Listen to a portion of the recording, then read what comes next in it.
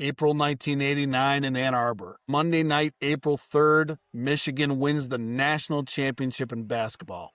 Our only national championship, as we beat Seton Hall on Monday night, and the city explodes. The entire campus, everybody emptied out into the streets, over to South U, and it was nuts. There were a couple cars overturned, there were some storefronts damaged. It was just a crazy, crazy scene. I'll never forget it like it happened yesterday. I was there, I was a freshman, and it wasn't the only crazy scene to happen that week. 2 nights later, the Grateful Dead rolled into town and the Deadheads that come with them.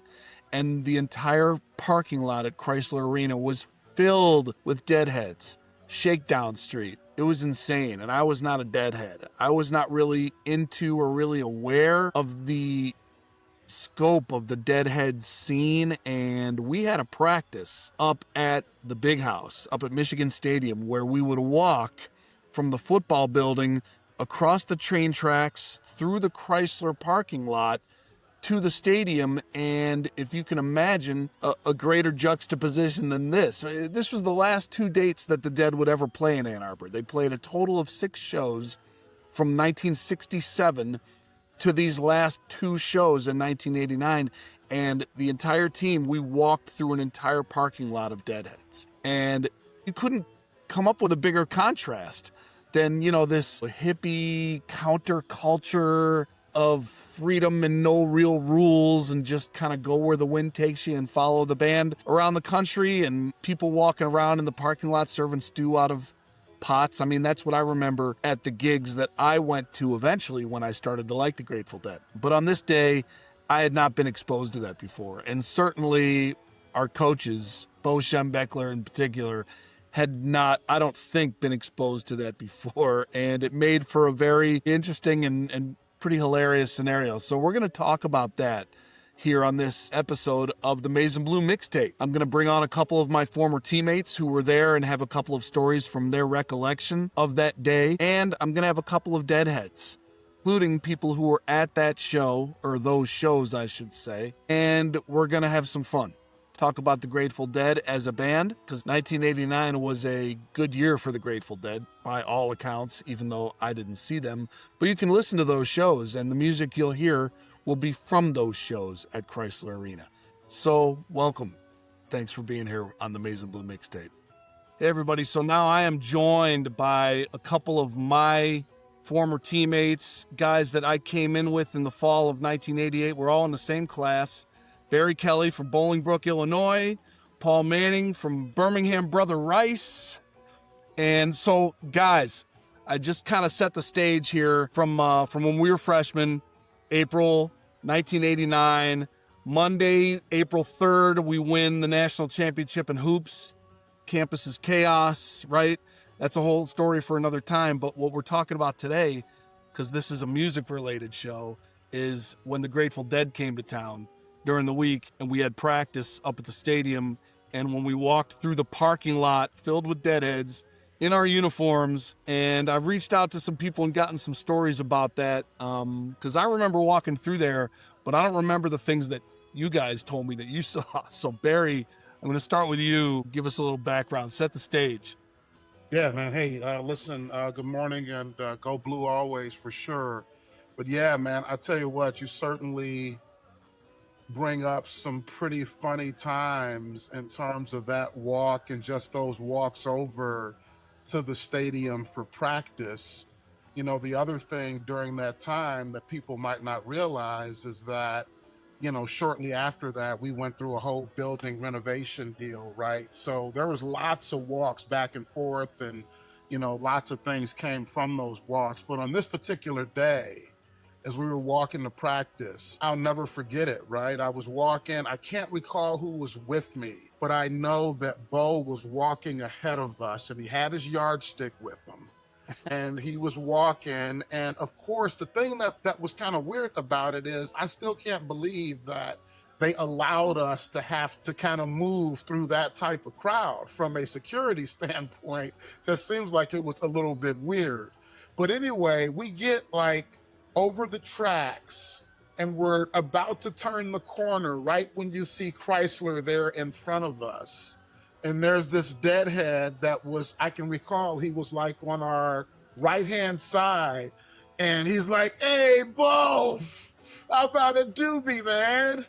And Bo looks over and he didn't say anything. Bo's only reaction was, ah! And he kind of looked from side to side and he kept walking, man. He walked right through it, man, and kept his composure except for that one little outburst, man, which was no words. It was just a growl and a stare at the guy, you know, like a grizzly bear almost would do. Ah!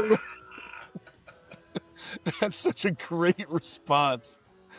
Yeah. Do you remember how they reacted to him growling at them? Or were they I stunned? don't think there was any real reaction, man. I think the guy just kept hitting his joint and we kept walking. That's amazing. That's amazing. Well, Paul, what about you, man? You got a good one too. You know, this weekend coincided with the annual Hash Bash. And for those that might not know what the annual Hash Bash was, back, I mean, this is 30 years ago, but back then the city of Ann Arbor only had a $15 fine if you were caught smoking a marijuana. And obviously long before all the legislation, this was a grassroots effort to try to get the legalization of marijuana. So it brought us a certain crowd with it that often kind of overlapped with what potentially the Grateful Dead crowd may have looked like. So it was like 2 to 3 times the amount of people that you might have seen at a Grateful Dead concert because so many people were in town for this annual Hash Bash. And the one memory that I have, and it's funny, I don't remember a lot about these days as we all got hit in the head so many times, but the one memory that I have is it's during practice. And I was standing on the other side of the field with the offense, and Bo Schembechler used to hang out with the offense and the offensive coordinator down on our end side of the field for the most part. And I remember kind of guys making some noises and pointing and looking over, and some Deadheads had made their way to the top of the wall, and there were probably, when I say some, there were probably a close to a dozen. There were like 10, 12 guys, and they had pulled down their pants and they were mooning us at practice. This was at practice? At practice. So I remember seeing Bo's face. He looks over at one of our managers and he yells at the top of his lungs, "Get those goddamn hippies off my wall!" And then all of a sudden you see all these guys scrambling and running over and trying to talk these deadheads from getting off our wall. But it just more than anything created one heck of a funny memory for me. That's hilarious. That is unbelievable. I didn't even realize you meant that it was on the wall outside of the practice field. Oh, it was on top of that brick wall that used to circle the crowd. I don't know how they got up there, but I looked up and in all my years, I've never seen anybody scale that wall. And so they must have put a lot of effort into it, and then mooned 150 guys that were running around going through their spring football drills. So, and I think I do remember that too. You do? Oh my God! So anybody who played after us would not know what wall we're talking about, because that's where the Glick Fieldhouse is now. That used to be our practice field, and there was a pretty tall brick wall going all the way across to try to keep people out. I hadn't realized that. Yeah, that wall no longer exists anymore. Right. Yeah. Oh, that's crazy. That's amazing. And I put the word out looking for some stories from that time, right? And I got a couple others. One of our teammates, Chris Hutchinson, had said that when we were walking through the parking lot, that there was a Deadhead on the hood of a car, standing on the hood of a car, who pointed and said, "Hey, you're that Bo dude." Yeah. And then the other one was Chris Carr, who was a manager while we were there. Yeah. He chimed in on Facebook, and he said he was walking with Coach Hanlon, with Jerry Hanlon. And Hanlon, when someone said to him, these are the Grateful Dead fans, and he said They look like the ungrateful living to me. It is funny to think how opposite the guys like Schembechler and Hanlon were from the crowd that used to follow around the Grateful Dead, you know? Right. You couldn't find a wider gap between us team and a parking lot full of Deadheads, but the fact that they mooned us during a practice, that's unbelievable.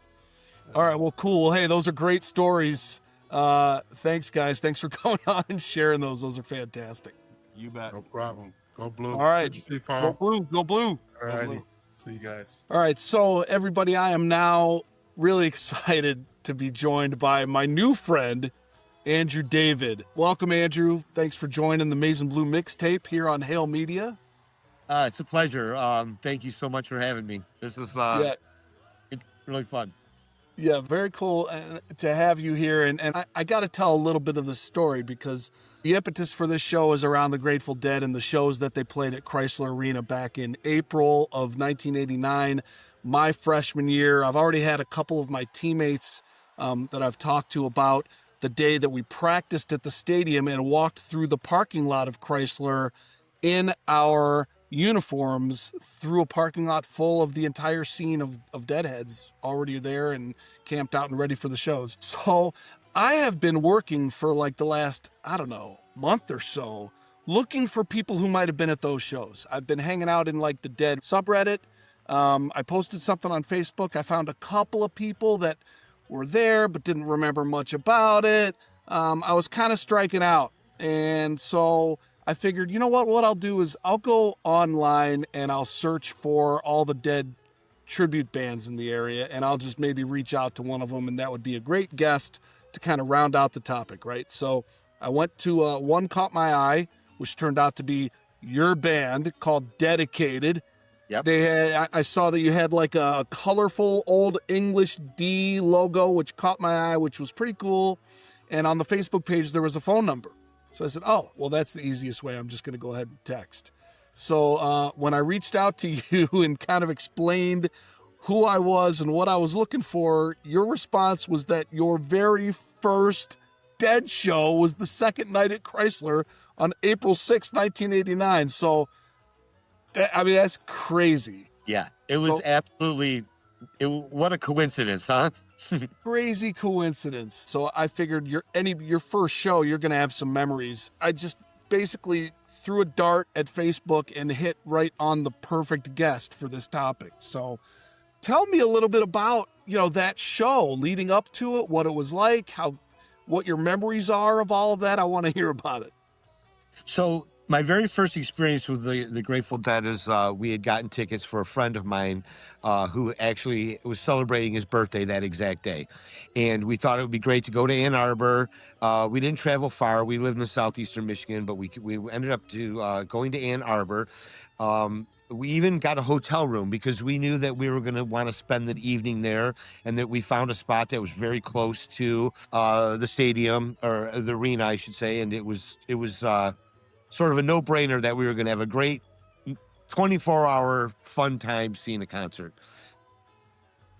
Before that, I had no preconceived notions of anything about the Grateful Dead, other than a couple of singles that you might have heard on the radio. Well, when we rolled into town, the first thing we did was check into this hotel, and it was bombarded with people that were extremely colorful. They all had tie-dyes on, long hair, beat up old VWs.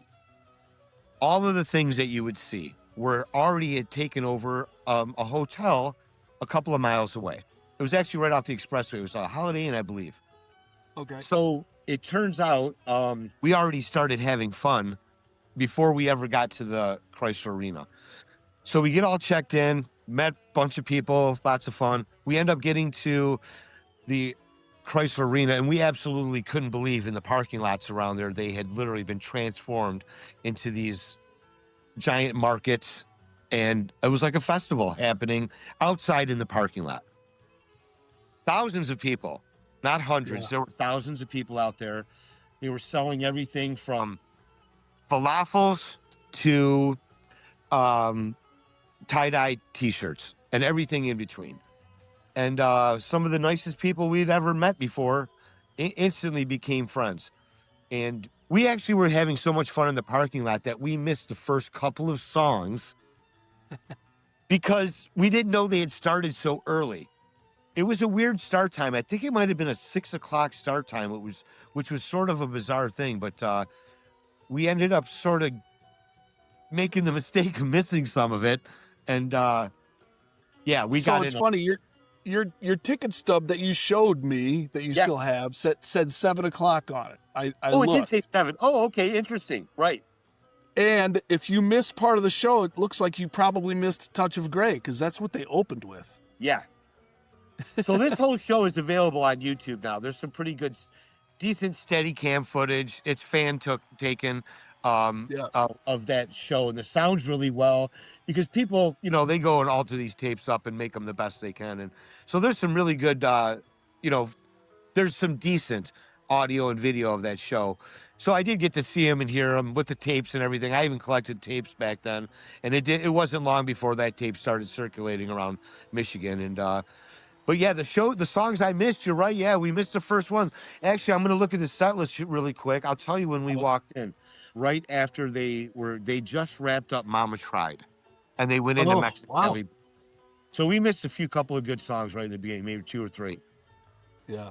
And I'll tell you another interesting thing, something I had never experienced before. The entrance that we walked in was directly behind the stage once you were inside of the building. And in the concourse that went around the inside of Crisler Arena, at that entrance where we walked in, a lot of people gathered there, which we had no idea what was going on at the time, but a lot of people gathered there, and they were literally spinning and dancing inside of the building with no intentions of actually seeing the band. They could hear them. They could hear them well enough. They had plenty of room to move. And it was like I walked in, and when I handed the gentleman my ticket and walked in, I was in the middle of a human car wash of people spinning around and dancing. And I had never seen anything like that in my entire life. So we walked in right into the middle of the thick of that whole thing. And then we're sort of trying to look for our seats. It was interesting that, it was an interesting beginning to the very first show I got to see. We missed some of it, and we walked in right into the middle of it. Yeah, it's funny. My 2 Dead shows that I actually did see, because I was way late to the game, obviously, were both in arenas. And so I experienced kind of that same thing with people in the concourse. Yes, that didn't have any intention of going in, both at the Palace of Auburn Hills and the Richfield Coliseum in Cleveland, both of which are not even in existence. Yeah, that's true. They're both gone now. But yeah, you're right. Yeah. So what was the scene like otherwise, just in terms of like the crowd that you remember just inside the arena? Like it sounds on the audio like it was a very enthusiastic crowd. And was it, because I know some people that I've talked to that were students at Michigan went. Sure. So, but there was probably none of that flavor. It was probably completely Deadhead, like complete community flavor to it, right? I would guess. Back then in like the late 80s and early 90s, they were still playing at places like they enjoyed a show at a college town. And it was almost a rite of passage for a lot of college students to go and see a Grateful Dead show when they would stop into their town. And Ann Arbor was no exception. It was a wonderful weekend. It was sort of like this trifecta of things that happened. Michigan had won the national championship. Yep. And then there was the Hash Bash, because it was the first Saturday, was coming up on the first Saturday of the month of April. And then on top of that, the Grateful Dead were rolling into town. So there was this festive feeling of, very like-minded people, all kind of like hanging out and having a great time to welcome them rolling into town. It was wonderful. Another sort of interesting thing about that is the way the Grateful Dead would travel around the country. I'm just looking here. They actually played on 4/3, which would have been the third on a Monday. They played in Pittsburgh, and that gave all of the Deadheads one full day of travel and not have to worry about a show. And a lot of times they got right to business and they would get into town. So all of those folks had an entire day to roll into town on Tuesday before the shows ever happened. I mean, they usually get, their feet planted and get ready to have a great time, especially for 2 nights in Ann Arbor, which was really kind of incredible too back then. That didn't always happen. Yeah, well, I wasn't really aware of all of that either. I'd heard about Deadheads over the years. I didn't know anything about the band. And so when we went walking through the parking lot to practice in our uniforms, and I saw that scene, it was pretty wild. And it's funny because some of the stories that my teammates told here, I think there was a Deadhead who offered Bo Schembechler, who was our coach, a joint, and Bo just growled at the person who offered that to him. I mean, you talk about two extremes, Bo, the disciplined, serious-minded head football coach, and then you've got somebody who's just kind of fancy-free, wearing a tie-dye, you couldn't find a bigger juxtaposition. And I will tell you this too, we just recorded one of the other shows we have on Hail Media is a basketball show. Tim McCormick is the host, and we just interviewed Glenn Rice, who was the hero of that tournament and had a performance throughout that tournament that still hasn't been equaled to this day. And while we were not recording, I just mentioned to him, I said, by the way, right after you guys won that championship on Monday, 2 days later, I told him the story and how we walked through the parking lot, and we were going to do an episode on that, and how someone offered Bo a joint. And he was like, whoa. He was like, somebody must have had some big cojones to offer Bo a joint. I said, yes, they did. Yeah. So it was pretty funny. So tell me a little bit more about your history of shows, because I know you've seen a ton of them. Tell me a little bit about, how many shows you've seen, how long you did that for, what were some of the more memorable? Give me your Dead history a little bit. So after the very first show in Ann Arbor, we were already chomping at the bit to go see as much more as possible. And we learned a little bit more because we kind of dove into the music, and we had a little bit more knowledge of what it was like because we had one of those shows under our belt, and we were all bitten by the bug. We all could not get enough of it. They say that, that was when you get on the bus, and we literally were firmly planted on the bus from our very first show. Well, the next shows that I got to see, we went to Alpine Valley, which is in Wisconsin, East Troy, Wisconsin. Yeah. And that's sort of a legendary place. It's sort of like Pine Knob in a big rural area. And it's an amazing place. It's always been a magical place for many artists to go and play. And my second, third, and fourth show was seeing the Grateful Dead at Alpine Valley. And those were incredible too. I mean, that really solidified the whole community. I got to live with these folks for 3 days in a dusty parking lot in 90-degree heat, and just being in the trenches of the whole, just the anticipation to see those shows was incredible. And if you wake up somewhere in a parking lot at, say, 9 o'clock in the morning, and you got all day to think about the show that's going to happen in the evening, it's pretty magical. If you're there with, say, 60,000 people, only half of which may get in to begin with, there's a lot going on there. And that whole circus, we couldn't get enough of it. As me and a good handful of my friends would go and do this and see these shows. And I got to see him 55 times with Jerry Garcia, and it was over 5 states all around Michigan. And I got to see him once in Canada, in Hamilton, which is a really interesting thing, too. We went there in the early spring. It was always fun. We got to see shows indoors, like Crisler Arena, which had this intensity to them because everybody's in there and all the lights are all contained. And then you would have this wonderful experience like we did in Alpine Valley, where you saw them outside on a grassy hill under stars and, a full moon, and getting to hear them break out songs that they might not have played in 16 years, and watching a collective group of people erupt into this thing that was like it enshrouded in mystery, but so interesting to figure out why it was so exciting to everybody. It was good stuff. It was always fun, and always, it was always a positive, great time. That's really cool. Yeah, I mean, and that was one of the things I was struck by is just, you talked about it a little bit earlier, but like the community, like when you'd go through the parking lot and you'd see people, it was like a traveling city, like a traveling community, and people would fund their travels by selling things in the parking lot. Maybe crafts that they made. People would be walking around with a big pot of some kind of pasta, and they'd be serving it up to people. Like, Yep. that's how people kind of survived traveling around with the band. Not everybody was bankrolled where they could just spend as much money as they wanted and go and travel however they wanted. Some people were actually making money as a part of that scene. Like, it was like a little cottage industry to fuel the travels of the community to follow the band. You know, it was an adventure. You know, it's the whole thing is an adventure, because the idea of maybe bouncing around the United States and seeing a pretty good chunk of it camping, and maybe living out of a van or hanging out in parking lots and being able to vend whatever creative idea you could come up with, whether it was a grilled cheese sandwich or somebody that, like you said, made a big giant pot of something, other delicious food to eat.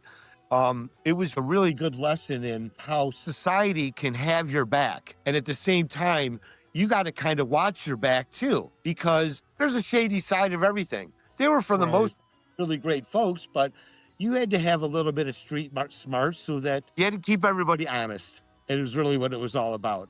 And everybody really did this wonderful thing of like governing themselves in a weird parking lot sort of way. And they all bounced around from city to city. We would actually, like I said, you know, one of the things we would do is we would catch them. They always would kind of base a tour around Michigan, a stop in Michigan somewhere. So we would see them in a couple of cities before Michigan. And then we would come to Detroit, where we were from, and we would get a chance to see them there. And then maybe we'd go and we wouldn't get enough, so we'd go and see a couple more shows. But there were people out there that literally would go to every show from one tour to the next. They would see every one of them. And then when that tour was over, they would hang out in a campground until the next tour fired up, and then they would go and do that again. Well, let me ask you this. Tell me, what was A, your favorite show that you saw, and B, what is your favorite show overall, like, to listen to? Right. Okay, so all of those questions are so subjective, because some people tend to maybe focus in on an entire year or an actual decade. And if you listen to the evolution of their music, it was always sort of changing in this subtle way, but it was always different. You know, they say that their music is a lot like a baseball game. Every baseball game is played exactly the same.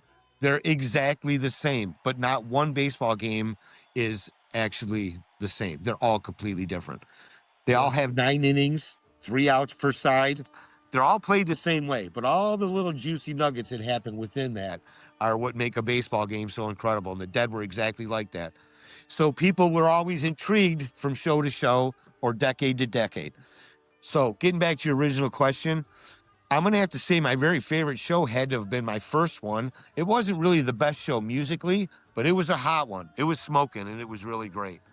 And then I'm going to say that my second show that I saw, I was really fortunate to see those Alpine Valley shows. They actually made a movie out of the first night there called Downhill From Here. It's a wonderfully produced, high-definition, multi-camera shot of the first night they played in Alpine Valley in '89. I think it was July 16th, 17th, and 18th, or something like that, middle of July. That first show was incredible. They had broken out a song they hadn't played in years, and that just set the whole tone for the next 2 shows. Were going to be incredibly great. Jerry was in absolutely fine form. They say that the spring of '89 was like the epic of the later years of the whole Dead thing, and Jerry was really touched by lots of avenues for creativity. He was playing all kinds of acoustic music. He was playing all kinds of music in his own personal band, the Jerry Garcia band. They were on fire. Some of those shows are incredible from '89. And then the stuff the Dead did, I mean, they got a box set for everything for their recordings. They really do. There's a bottomless well of live recorded music, because they recorded everything. They recorded it all. But they've made box sets out of spring '89 just because of how wonderful that time was. So yeah, my second show at Alpine Valley was incredible. That's pretty cool. So the first recording really of the Dead that I was exposed to my senior year in Michigan was Europe '72.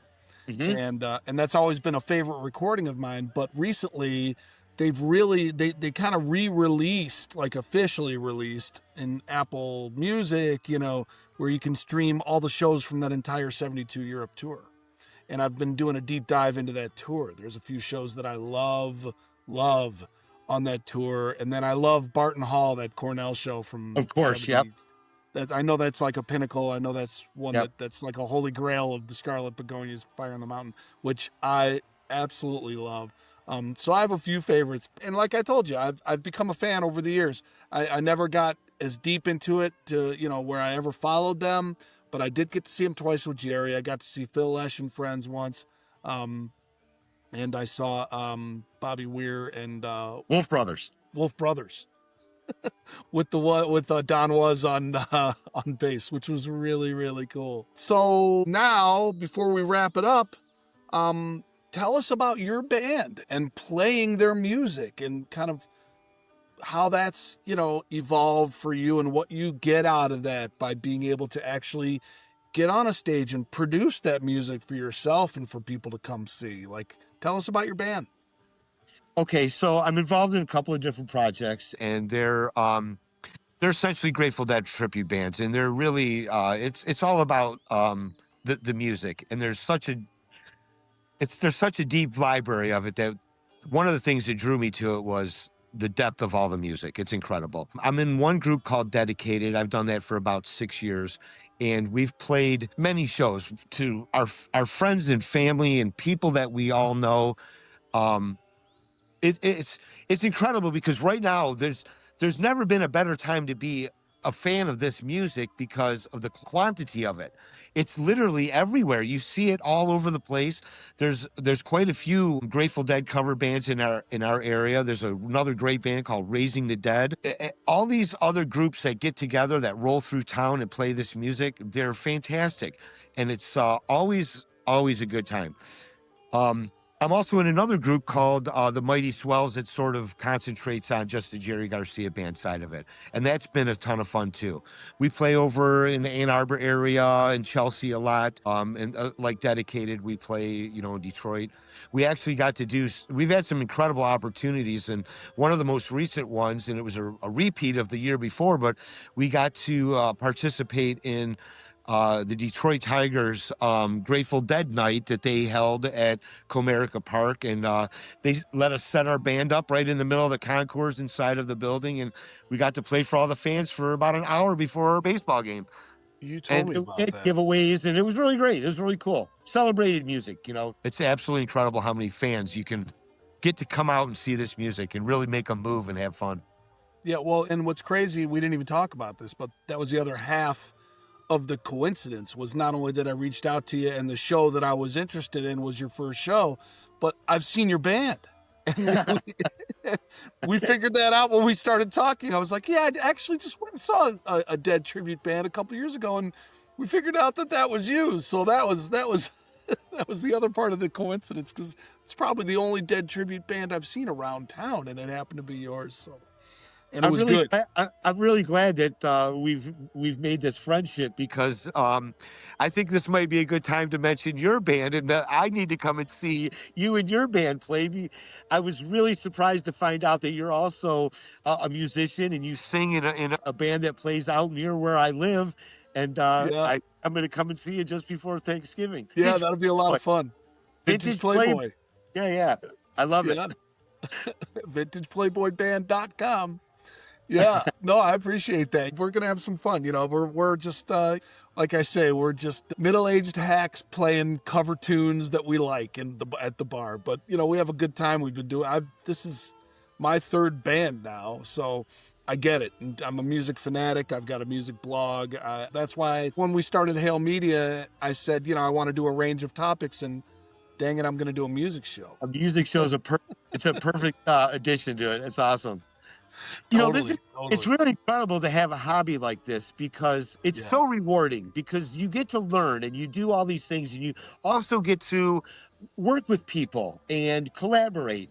And that whole creative process, no matter what the end result is, that's worth it alone. And I got to tell you, I've said this all along. I mean, there's only tens of dollars to be made doing what we do. It's not like we're out here making lots of money, but nobody's ever going to pay me to go fishing or to go golfing. And to be able to get out there and play music, even if it's for a nice fast hamburger and a beer or a few bucks from a tip jar, it's really pretty incredible that we get to do this. I'm a huge fan of music and playing it and making it. I'm blessed to be able to do it. Totally. I couldn't have said it better myself. It's surreal to me sometimes that I'm doing it. Yeah. It's good stuff. It really is. Look, I'm really glad that you threw that dart at the internet and found our band and we got to talk about this stuff. Me too. Very serendipitous, man. I've really enjoyed it. I'm glad you agreed to come on to the show to round out this particular story, because I think it's a great one in Michigan lore and Michigan sports lore. Even just that little nugget of kind of that meeting of the football team and the Deadheads in the parking lot in April of 1989. Oh my goodness. To be a fly on the wall and see that would have been really incredible. You know, I mean, there's a real looseness to the whole Deadhead lifestyle, and there's a very strict, rigid vibe about the whole football team, and especially Bo Schembechler. That's the clashing of that. It helped to create the perfect storm that week. Completely. Book ended by the national championship and the hash bash. So it really is. I thought it was a perfect story for this, and I'm glad I found somebody who witnessed it on the other side, at the show and as part of, at least at the time, your first show and your first exposure to the community. So it really all came together. I really appreciate you joining me, Andrew, and looking forward to seeing your band again and maybe hanging out next week. Awesome. Take care, Doug. Thanks so much. You too, buddy. Yep. It was a pleasure. If you like this kind of content, please like, share, follow, and subscribe. And as always, go blue.